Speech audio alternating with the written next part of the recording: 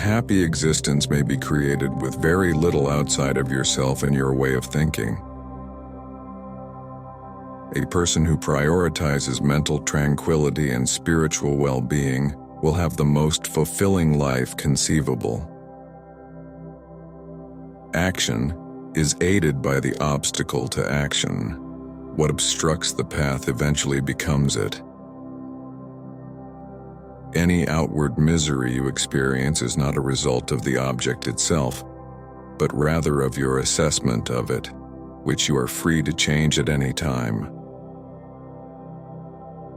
Assume you had never lived before his moment, or that you were now dead. Consider the remainder of your life to be a bonus.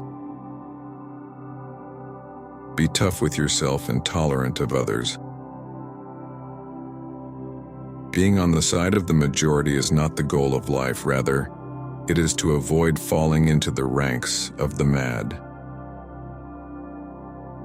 Consider all the years that have gone by during which you have told yourself, "I'll do it tomorrow," and how the gods have consistently bestowed upon you times of grace that you have not taken advantage of. It's time to acknowledge your place in the universe, your natural birthplace, and the fact that time has an expiration date. Make the most of each and every moment to recognize your inner strength, or it will vanish and never return to you. Consider what an invaluable gift it is to be alive, to breathe, to think, to appreciate, and to love when you get up in the morning. Don't do or say anything that is wrong. Don't say anything that is false either. Don't ever allow the future to worry you. If necessary, you will confront it with the same rational tools that you use to defend yourself from the present. Don't waste any more time debating what makes a good man. Become one. Have a happy life.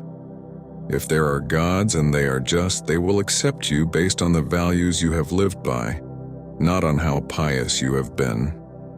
If there are gods, you shouldn't wish to worship them if they are unjust. You will pass away if there are no gods, but you will have led a good life that will be remembered by those you love. He who lives in harmony with himself lives in harmony with the universe. If there are 10,000 men with no knowledge of the subject, their opinions are worthless. If you are distressed by anything external, the pain is not due to the thing itself, but to your estimate of it, and this you have the power to revoke at any moment. It is not death that a man should fear, but he should fear never beginning to live. It is not the happenings outside of your thoughts that control you. When you accept this, you'll find strength. It's always your choice to remain neutral. You should never get worked up over things you can't control or let them bother your soul. These things are not pleading with you to pass judgment. Give them some space.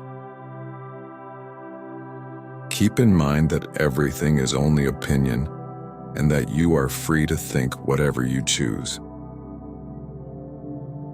Life is not long.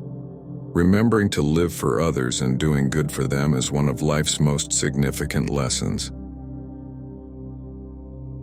Must you be a fool too, just because other people are? Never forget that very little is actually needed to lead a happy existence. Not everything we hear is true, it's all just opinion. Everything we perceive is a viewpoint, it is not reality. Nothing happens to a man that he is not strong enough to handle. Real value only resides in fostering justice and truth, as well as in maintaining composure in the face of dishonest and unfair people. Stop wasting time debating what makes a good man. Come together. The best revenge is to be unlike him who performed the injustice. The caliber of your thinking determines how happy your life will be. The first guideline is to have an optimistic attitude. The second is to face reality head-on and accept things as they are. The happiness of your life depends upon the quality of your thoughts. The sensible guy recognizes what he should avoid from other people's misery.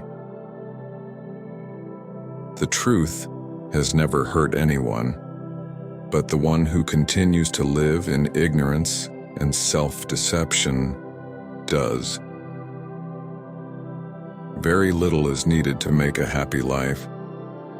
It is all within yourself, in your way of thinking.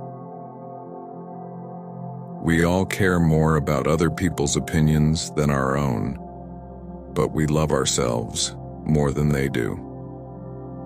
This never ceases to astonish me. What a man should fear is not death, but rather never starting to live. When you are going to criticize someone, ask yourself this: what is the one in myself that most closely resembles the behavior I am about to criticize? You control your thoughts, not external circumstances. When you acknowledge this, you'll find resilience. Your life must be put together by you, one step at a time. Your mental state is determined by the topics you choose to think about. Your ideas become the color of your soul,